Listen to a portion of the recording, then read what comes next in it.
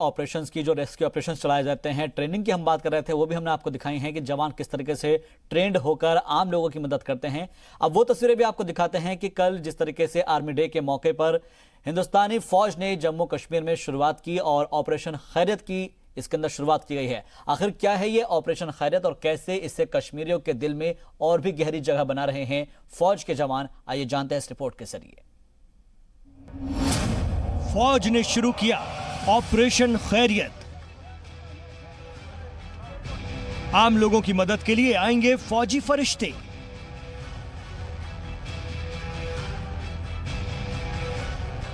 खबर मिलते ही लॉन्च हो रही है ऑपरेशन टीम। आर्मी डे के मौके पर फौज ने एक ऐसा ऑपरेशन शुरू किया जिसकी जरूरत इस वक्त हर उस इलाके को है जहां शदीद बर्फबारी हो रही है। जम्मू कश्मीर में पिछले 72 घंटों से बर्फबारी हो रही है और लोगों की मदद करने के लिए सिक्योरिटी फोर्सेस ने ऑपरेशन खैरियत लॉन्च किया है।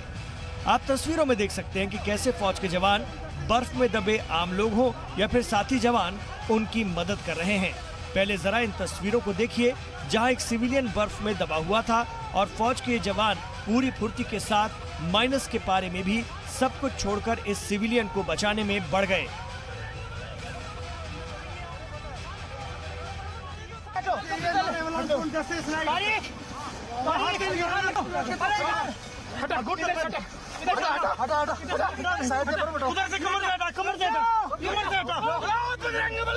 ये पूरा ऑपरेशन बताता है कि कैसे इन जवानों के पास हर किसी को बचाने के तरीके भी हैं और ऑक्सीजन सिलेंडर जैसी सहूलत भी। ये है हमारे जवानों का कमाल। 14 जनवरी को बारामूला में फौज के एक कंपनी कमांडर के पास शमीमा नाम की एक हामिला खातून के मुश्किल में फंसे होने की खबर आई। शमीमा अपने गांव दारतपोरा में मदद का इंतजार कर रही थी। ये गांव जम्मू कश्मीर के कुपवाड़ा जिले में है। सोचिए ऐसी हालात में कौन आता इस खातून की मदद के लिए? शायद कोई नहीं, लेकिन जहां कोई नहीं आने की हिम्मत दिखाता है वहां पहुंचती है इंडियन आर्मी। खबर मिलते ही फौज की तीनों टीमों ने एक ऑपरेशन लॉन्च किया। पहली टीम फौज के डॉक्टरों के साथ शमीमा के पास पहुंच गई। दूसरी टीम ने बारामूला के उपलोमा इलाके में हेलीपैड की सफाई शुरू कर दी और फौज की तीसरी टीम शमीमा को हेलीपैड तक लाने की तैयारी करने लगी। 4 घंटे पैदल चलकर फौज के बहादुर जवानों ने शदीद बर्फबारी के बीच खातून को स्ट्रेचर पर लेकर अस्पताल तक महफूज पहुंचाया। अब खातून और उसका बच्चा दोनों महफूज और सेहतमंद हैं। वजीर आजम नरेंद्र मोदी ने जवानों की इस बहादुरी का वीडियो ट्वीट कर मुल्क की फौज को सलाम किया। हमारी फौज अपनी बहादुरी और प्रोफेशनलिज्म के लिए जानी जाती है। ह्यूमैनिटी के लिए भी फौज का एजाज किया जाता है। जब भी लोगों को मदद की जरूरत होती है हमारी फौज मौके पर पहुंचती है और मुमकिन मदद करती है। अपनी फौज पर हमें फख्र है। मैं शमीमा और उनके बच्चों के अच्छी सेहत के लिए दुआ करता हूँ। जम्मू कश्मीर में फौज की मदद का ये कोई पहला वाकया नहीं है। हर बार हर मौके पर फौज के ये बहादुर जवान कश्मीर के लोगों के लिए फरिश्ते साबित होते रहे हैं। ब्यूरो रिपोर्ट, जी सलाम। बर्फ में ट्रेनिंग लेने वाले इन जवानों के लिए एवलांच भी सबसे बड़ा दुश्मनों में से एक होता है। एवलांच यानी कि बर्फीले तूफान का खतरा सबसे ज्यादा सियाचिन के रण क्षेत्र में होता है। सियाचिन में एवलांच की जद में आकर हर साल कई जवानों की शहादत होती है। इस रिपोर्ट में हम आपको तफसील से बताएंगे कि आखिर क्या होता है एवलांच और दुनिया के सबसे मुश्किल रण क्षेत्र यानी कि सियाचिन में तैनात जवानों के लिए किस तरह से यह सबसे बड़ा खतरा है।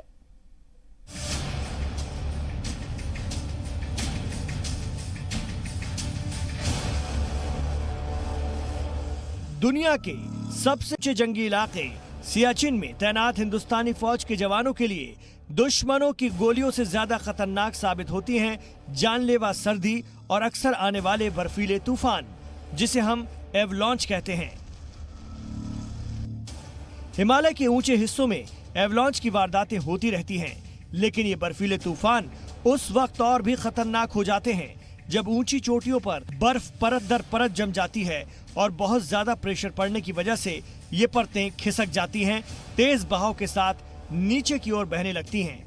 इनके रास्ते में जो कुछ भी आता है उसे अपने साथ ले जाती हैं।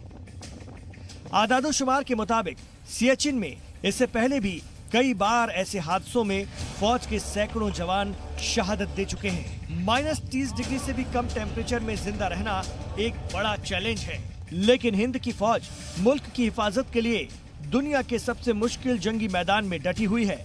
आदादोशुमार में सियाचिन की जानलेवा सर्दी को सिर्फ समझा जा सकता है, लेकिन इन मुश्किल हालात को समझने के लिए मुल्क के वजीर आजम और वजीर दिफा सियाचिन में जवानों के बीच जा चुके हैं। वजीर आजम नरेंद्र मोदी ने 2014 की दिवाली सियाचिन के जवानों के साथ मनाई थी और यहाँ पर आने के बाद उन्होंने जो कुछ कहा था वो सुनकर आपको भी अंदाजा हो जाएगा कि सियाचिन में हिंदुस्तान के जवान कितने मुश्किल हालात में अपनी ड्यूटी को अंजाम दे रहे हैं। भारत चैन से सोता है क्योंकि आप दिन रात जगते हैं। वो सुख शांति की जिंदगी जीता है क्योंकि आप कष्ट झेलते हैं। मुल्क पर आँच न आए इसलिए जानलेवा सर्दी को बर्दाश्त करने वाले बर्फीले तूफान से टकरा जाने वाले हिंद की फौज का ये जज्बा ही मुल्क को हर खतरे से महफूज रखता है। खुद फौज के अफसरों से सुनिए क्यों है एवलांच के खतरे वाला सियाचिन सबसे मुश्किल जंगी इलाका।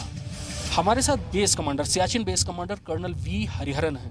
कर्नल हरिहरन, यहाँ दुनिया, सबसे पहले तो ये बताइए कि दुनिया की सबसे मुश्किल तैनाती की जगह क्यों मानी जाती है? इसलिए माना जाती है क्योंकि ये नंबर एक तो यहाँ पे सबसे ऊंचा वाला जगह है, हाई एल्टीट्यूड है, एक्सट्रीम हाई एल्टीट्यूड है।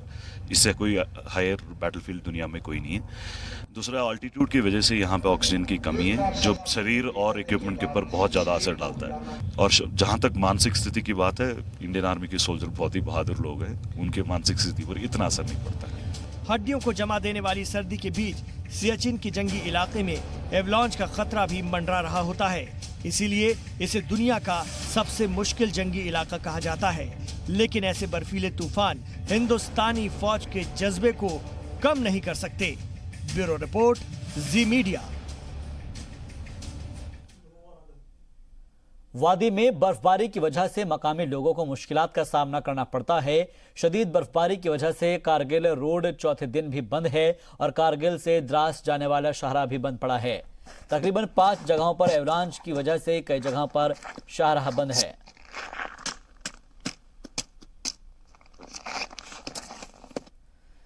चिल्ला कला का दौर भी जारी है, लिहाजा वादी कश्मीर में कड़ाके की ठंड पड़ रही है। मुसलसल हो रही बर्फबारी 4 दिन के बाद थम गई, जिसके बाद अवाम ने राहत की सांस ली है। एक रिपोर्ट देखिए।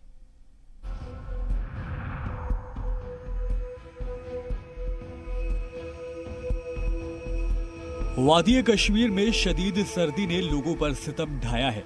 लगातार होने वाली बर्फबारी ने फौज के जवानों समेत 12 लोगों की जान ले ली, जिसमें आम जिंदगी दरहम बरहम हो गई। लोग अपने घरों में कैद हो गए हैं, लेकिन श्रीनगर में 4 दिन के बाद बर्फबारी थम गई, जिसके बाद लोगों ने राहत की सांस ली है। वादी के कई पहाड़ी इलाकों में अभी भी बर्फ जमी हुई है, जिसे हटाने के लिए सरकारी मशीनरी को काफी दिक्कतों का सामना करना पड़ रहा है। श्रीनगर में सभी लिंक रोड से बर्फ हटाने का काम किया जा रहा है।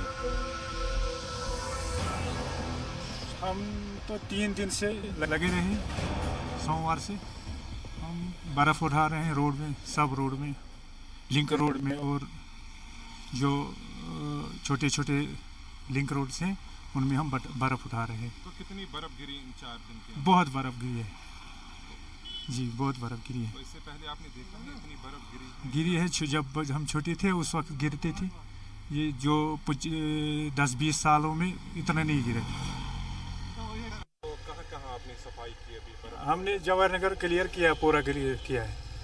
अब राजबाग थोड़ा सा भी है तो कर रहे हैं। गाँव तक भी पहुँचे, लेकिन अभी बहुत से दूर इलाके ऐसे हैं जहाँ मशीनरी यहाँ पहुँची नहीं, वहाँ भी कोशिश कर रहे हैं कि वहाँ पहुँचे।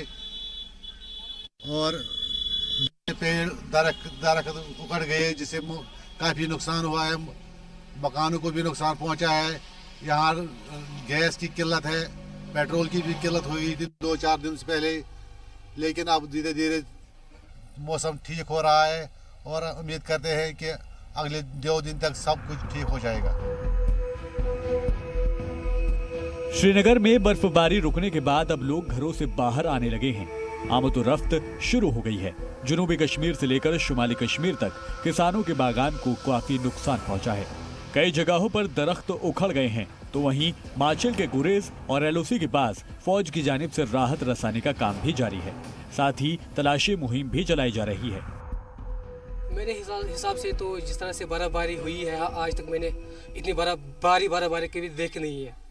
तो इस बर्फबारी की वजह से बहुत से जो रोड है, जो देहात में है या श्रीनगर रोड्स है, लीक रोड्स है, वो इस वक्त बंद हो चुके हैं, जिसकी वजह से लोगों का आना जाना बहुत मुश्किल हो रहा है। तो जो गुरेज है, मस्जिद है, टंगडार है, वहाँ पर भी बहुत सी कैजुअलिटी हुई है, चाहे वो सिविल डिपार्टमेंट की हो या सिविल लोग हो या सिक्योरिटी फोर्सेस हो, उनकी भी कैजुअलिटी हुई है। तो हम ये उम्मीद करते हैं कि हमारा जो गवर्नमेंट है वो जल्द से जल्द रिमोट एरियाज जो है वहाँ तक पहुँचे और वहाँ पर जो रोड ब्लॉक है वो वहाँ पर ठीक करे। मेन रोड्स हमने रिस्टोर कर चुके हैं।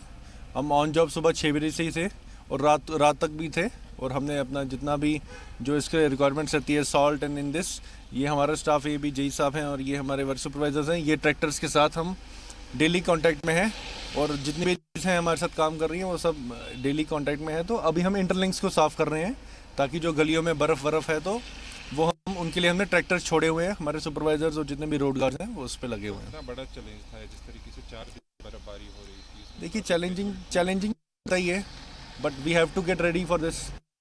हमें इंस्ट्रक्शंस है कि हम इन सब के लिए रेडी रहना है, तो वी आर ऑन अलर्ट। वहीं महकमा R&B पूरी तरह से रोड पर से बर्फ हटाने में लगा हुआ है। श्रीनगर और दीगर मकामात पर महकमा अपने फराइज को अंजाम देने में लगा है।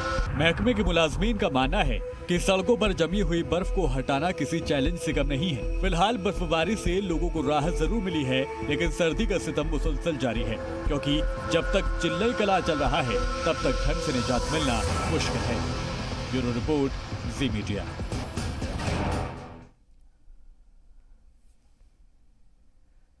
चलिए बढ़ते आगे। जम्मू कश्मीर पुलिस ने श्रीनगर में जैश ए मोहम्मद की एक बड़ी साजिश को नाकाम कर दिया है। जानकारी के मुताबिक रिपब्लिक डे के मौके पर एक बड़े दहशतगर्दाना हमले की साजिश रची जा रही थी, जिसे नाकाम कर दिया गया है। पुलिस ने जैश के 5 मिलिटेंट्स वाले मॉड्यूल को नेस्तनाबूद करते हुए धमाकाखेज अशियों से लैस एक जैकेट और रिमोट ट्रिगर वाला बायोफेंग वॉकी टॉकी भी बरामद किया है। और पकड़े गए 5 ही दहशतगर्द श्रीनगर में बीते 5 महीनों के दौरान अलग अलग ग्रेनेड हमलों में शामिल रहे थे। ये सभी मिलिटेंट हजरतबल इलाके के रहने वाले हैं और इनकी पहचान एजाज अहमद शेख, उमर हामिद शेख, इम्तियाज अहमद चिकला उर्फ इमरान, साहिल फारूक की गुजरी और नासिर अहमद मीर के तौर पर हुई है। एजाज पेशे से गाड़ी चलाता है, जबकि उमर ठेला लगाता है। इमरान की खेलकूद के सामान की दुकान है। नसीर का अपना कारोबार है और साहिल एक प्राइवेट फर्म में नौकरी करता है।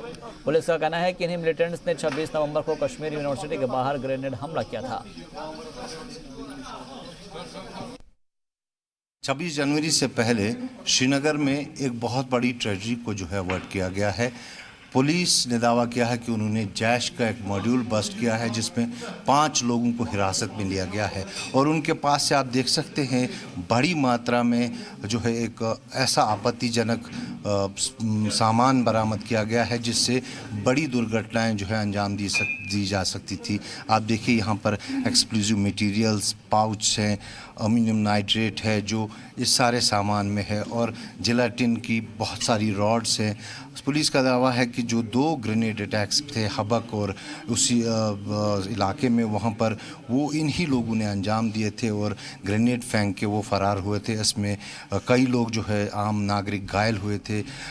आप देखिए कितनी तादाद में ये जिलेटिन रॉड्स हैं जो इनके पास से बरामद हुई थी, जिससे ये स्फोटक बनाते थे और जगह जगह जो है हमले करते थे। और आइंदा भी 26 जनवरी से पहले जो लॉ एंड ऑर्डर है कश्मीर में, खासकर श्रीनगर में, उसको बिगाड़ने की इनका मंसूबा था। ये देखिए यहाँ पर अगर हम दिखाएं सेकेंडरी एक्सप्लोजिव ग्रेनेड 7 नंबर के ग्रेनेड्स जो है इनके पास से बरामद किए गए हैं। जैश का एक बहुत बड़ा मॉड्यूल था जो 5 मिलिटेंट्स जो है इनको हिरासत में लिया गया है। मैं आपको यहाँ पे ये दिखाना चाहता हूँ, ये जो है ये छर्रे हैं, ये बॉडी वेस्ट है किस्म का जो बॉडी पे पहना जाता है और इसको अक्सर जो है फिदाइन अटैक में इस्तेमाल किया जाता है। जब खुद को ब्लास्ट करता है एक आदमी तो इसकी जो ये छर्रे हैं ये काफ़ी डैमेज जो है कर सकते हैं आसपास में। इनके पास से ये बरामद होना एक बड़ी घटना को अंजाम देने का इशारा करता है। कहीं ना कहीं ये सारा जो विस्फोटक है 26 जनवरी से पहले बरामद होना एक बहुत बड़ी सफलता है और निसंदेह ही बड़ी घटनाओं को जो है होने से पहले ही विफल कर दिया गया है। कैमरा पर्सन फा मंजूर के साथ खालिद हुसैन, जी मीडिया, श्रीनगर। कठुआ के अवाम ने हुकूमत के उस फैसले का खैर मकदम किया है जिसमें जम्मू के 5 जिलों से इंटरनेट खिदमात से पाबंदी हटाने का फैसला लिया गया है। दरअसल कठुआ में भी हुकूमत ने इंटरनेट खिदमात शुरू करने का फैसला लिया है, लिहाजा कठुआ के तलबा, कारोबारी और मुलाजमीन ने सरकार के इस फैसले पर खुशी का इजहार किया है और साथ ही उन्होंने इंतजामिया से मुतालबा किया है कि इंटरनेट खिदमात को 2G से 4G किया जाए, जिससे लोगों की दिक्कतें कम हो और उनको थोड़ी राहत मिल सकें। मरकज़ी हुकूमत के कुल 57 वज़रा में से 36 वज़ीर इसी हफ्ते जम्मू और कश्मीर का दौरा करने का उनका प्रोग्राम है। दफ़ा 370 हटाने और मरकज़ के ज़ेर इंतज़ाम आने के 5 महीने बाद 18 से 24 जनवरी के दरमियान मरकज़ी हुकूमत के ये वज़रा मकामी लोगों को सरकार की सालिसियाँ समझाएंगे। वादी के हसास इलाकों में जाकर दफ़ा 370 हटाने के मुस्बत पहलुओं के बारे में बताएंगे। वज़ारत दाखिला बाकी सभी वज़ारतों के बीच तालमेल रखने का काम करेगा।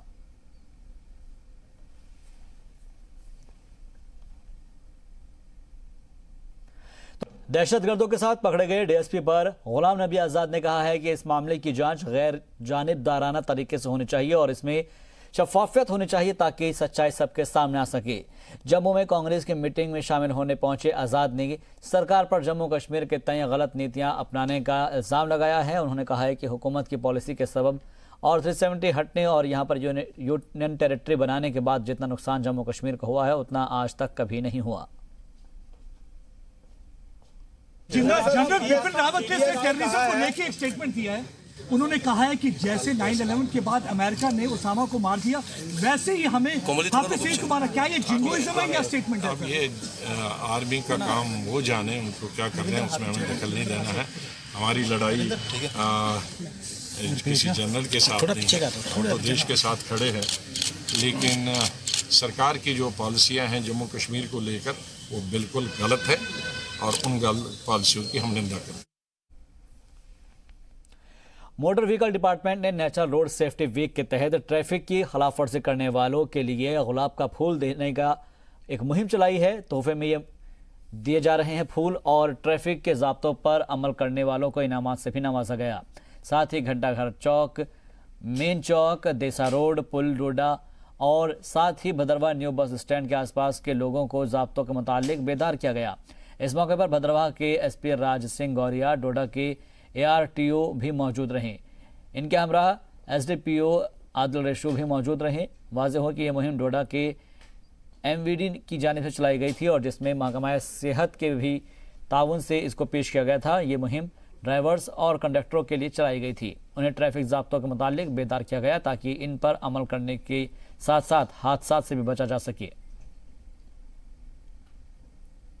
ऑब्जर्व किया जा रहा है, थ्रू कंट्री इसको ऑब्जर्व किया जा रहा है। मेन एम इसका यही है कि ज़्यादा से ज़्यादा लोगों में जाके रोड यूज़र और जो स्टेक होल्डर हैं उनके साथ मिलके एक रोड सेफ्टी के बारे में ज़्यादा से ज़्यादा लोगों को अवेयर किया जाए। और उसके साथ साथ हमने जहाँ पर जो हमारे कमर्शियल व्हीकल के जो ड्राइवर हैं, कंडक्टर्स, ट्रांसपोर्टर से व्यवस्था जो लोग हैं, उनका हमने जहाँ पर एक medical health checkup camp free जो हेल्थ डिपार्टमेंट की तरफ से उनके साथ कोलैबोरेशन करके जहाँ पर हमने लगाया था ये भदरवा न्यू बस स्टैंड पर, और जिसको हमारे जहाँ के एडिशनल SP गौरिया साहब ने इनॉग्रेट किया। उनके साथ जहाँ के तहसीलदार साहब, SDPO भदरवा और ये तमाम जहाँ की ट्रांसपोर्टर यूनियंस हैं, एसोसिएशंस हैं, उनके साथ दूसरे सोशल संस्थाएं जो व्यवस्था है वो सारी प्रेजेंट थी। जो SOPs हैं जो रोड्स पे ड्राइव करते वक्त या चलते वक्त अगर हम अपनाएंगे तो शायद जितने एक्सीडेंट्स वगैरह का जिक्र हुआ उतना ना होंगे। एक फंडामेंटल चीज़ है, अगर आप सिर्फ सीट बेल्ट और हेलमेट ही यूज़ करेंगे तो मुझे लगता है फैटेलिटीज़ जो है 50% कम हो जाती हैं एक सर्वे के अकॉर्डिंग। तो आज हमारा सब डिस्ट्रिक्ट एडमिनिस्ट्रेशन भदरवा का जो ट्रांसपोर्ट डिपार्टमेंट के साथ मिलकर आज हमने जो प्रोग्राम किया उसका मकसद यही था कि जितने हमारे रोड यूज़र्स हैं सीट बेल्ट के साथ चलें, हेलमेट के साथ चलें, बाकी जो स्टैंडर्ड्स हैं उनको अडॉप्ट करें। जो लोग उन स्टैंडर्ड्स पे खरे उतरे उनको मेडल वगैरह बांटा गया ट्रांसपोर्ट डिपार्टमेंट की तरफ से।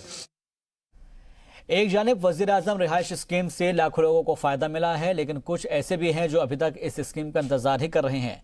राजौरी जिले के सरहदी गांव राजधानी के खादिम हुसैन का कुनबा पिछले 6 बरसों से मकान बनने का इंतजार कर रहा है। 2014 के सैलाब और बारिश में खादिम हुसैन का घर गिर गया था और पिछले कई बरसों से वो बगैर छत के रह रहे हैं। खादिम हुसैन आज भी सरकार से उम्मीद लगाए बैठे हैं कि उन्हें भी वजीर आजम रिहाइश स्कीम का फायदा मिलेगा। खालिद हुसैन का कहना है कि जब उनका मकान गिरा तो उन्होंने अपने मकान का सारा रिकॉर्ड रेवेन्यू महकमे में जमा करवा दिया था और कहा गया था कि जब जल्द ही आपका मकान वजीर आजम रिहाइश स्कीम के तहत बना दिया जाएगा। लेकिन पूरे 6 साल बीत जाने के बावजूद भी मकान बनने का ख्वाब अधूरा ही है और इन 6 सालों में हर एक सरपंच, लीडर और हर एक महकमे के अफसर के पास जाने के बावजूद भी किसी ने मदद नहीं की है। वाज़ेह है कि यह कुनबा एक छोटे से शेड में रहता है। खादिम हुसैन के कुनबे में 80 साल की बुजुर्ग माँ खादिम हुसैन और बीवी बच्चे हैं और इस सख्त सर्दी में यही बस उनका ठिकाना है। 6 साल हो ये मेरा मकान गिरा ना, जरा भी कोई अफसर मौके रहा है मैं सबना की दसिया कि मेरा मकान चाहिए, कोई मदद करो, कुछ आज तक मेरी मदद नहीं की थी। और मैं एक टीन शेड बना के उससे अपना वक्त पास करना। जिम्मेदारी करता जी, कोई है गरीब आदमी है, मैं जंग से भी लंगड़ाया और कोई ऐसा काम नहीं करी सकना। जिम्मेदारी बस करी दे, बच्चे जे 2 स्कूल पढ़ने दे, बस उन्होंने बस ये टाइम पास करना। कोई कुछ नहीं की जी, सरकार कदे मेरी मदद करी छोड़ दे, कोई बड़ी गल नहीं है। चलो ये बड़ी तूफान बारिश हुई सी, उसने नाल ये मकान मेरा गिरिया और आज तक सीधा करने नहीं मेरी कोई ताकत नहीं हो सकी, ना कोई पल्ला सा जे मैं मकान दोबारा बना। आज शेड बीच रहने, बस सारा मकान गिर गया था, शेड बीच रहने और क्या कर सकने। यह मकान है, प्रभु का मकान है और क्या करा फिर को क्या है, वो भी लगे उन्हें भी गलाई दे जी तुम देसा पैसा, आज दिन तक कुछ फिर पैसा देता ही नहीं। आज फिर शेड बनाई वक्त करने ने, बाल बच्चा भी थे, बिस्तरा भी लाई छोड़ने इस तरह खुले ताकि शाके जाने और फिर क्या करा, बाथरूम ना हो फिर क्या करा, कोई इतने रहने बिस्तरा लाई रहने ना इतने फिर भरा शराना मकान शिकान दे फिर रहना ही पैना ना इतने और क्या भरा मदद करना है। फिर कोई बच्चे 2 बच्चियां, एक बच्ची मरी भी गई, उसने जने खर्चा बहुत आया। कश्मीरी मुजाहिरीन ने कश्मीरी माइग्रेंट रिलीफ होल्डर और ओवर एज्ड यूथ के बैनर तले रिलीफ ऑफिस में एहतजाज किया। इस मौके पर उन्होंने कहा कि जो राहत रकम उन्हें दी जाती है उससे उनका गुजारा नहीं होता है, लिहाजा उन्होंने हुकूमत से राहत की रकम में 500 रुपये पर दिन करने की मांग की है।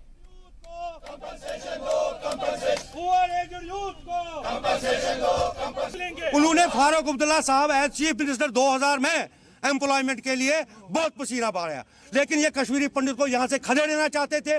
नौकरियाँ इसलिए नहीं दी इन्होंने क्योंकि अगर कश्मीरी पंडित को नौकरियाँ देंगे ये यहाँ पे रिटेन हो जाएगा। लेकिन हम कश्मीर, जम्मू एंड कश्मीर कभी छोड़ के नहीं जाएंगे। हम 30 साल का इनसे कंपनसेशन मांगते हैं, उसकी कैलकुलेशन कराओ। वो 15,000 लोग जिन्होंने रिलीफ, बेचारों ने टोटल उनका गुजारा रिलीफ पे है, उनको 50 लाख रुपए, 1 करोड़ रुपए कंपनसेशन दे।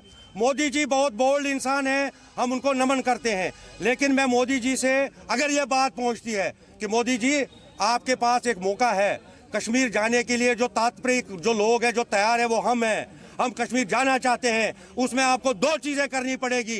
एक जो आतंकवाद है उसको मिलिया मेट करो, पाकिस्तान को नेस्त नाबूद करो, और दूसरा जो ओवर एज मेरा भाई है उसको कंपनसेशन दो। और आपसे ये वादा करता हूं कि अगर आपने ओवर एज यूथ को कंपनसेशन नहीं दिया, रिटर्न पैकेज को आग लगा देंगे, हम किसी को कश्मीर जाने नहीं देंगे।